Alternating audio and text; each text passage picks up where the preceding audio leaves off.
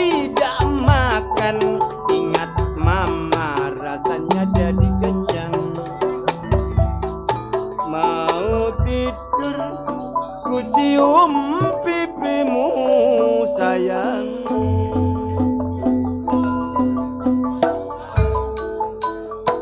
Namung semanten derek-derek sairan kula sairan boten borong kerasa.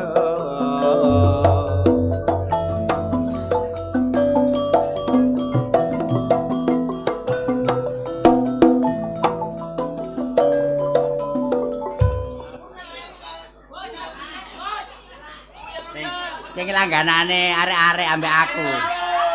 Warung Unyel. Alhamdulillah rek kene mang aku teko. Yo, Lho. apa? Iya apa ya? Iki mang sore aku wis teko. Bowo. Bareng aku bowo teko ku awan. Jam 09.00 aku wis rene. Kabare terepmu iki. Ya dudu telepku tapi lantaran nang aku. Iya padha ae terep. Jam 09.00 aku wis teko kene. Tak trobos perkara situasi tak serano sampean. Alhamdulillah. Nedhi menyan aku ngono. Wih, Kanggo syarat mari tak jalukno menyan mawa menyan wis ana, mawa wis ana. jagung Ki apa? tembakar jagungnya apa? Rumah saku tape obong-obong ape ndonga. Obong-obong aku Heeh. berdoa cek diparingi terang jam 09.00 tak obong jam 11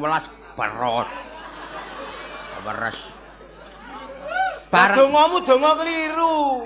wis tak ramal kanggo nyilakno mendung dadane tak ramal mburine kuwalik aku dongane wong methik Mendung teko etan mbok ngulokno, mendung teko kulon mbok ngetakno. Tak ngetakno. Mendung teko lor mbok ngidulno, Sing kidul. mendung teko kidul mbok ngalorno. Ngumpul nok tengah. gak kuat ambles bayuwara tapi dipek hikmahe alhamdulillah udan deres hikmahe akeh Apa? sepatu jeblok kabeh Kan main nggone kancane dhewe, kancane kompak. Wah, kancane Pelawake kompak. Lho kompak. temenan. Heeh. Wis sampean meriah-meriahno.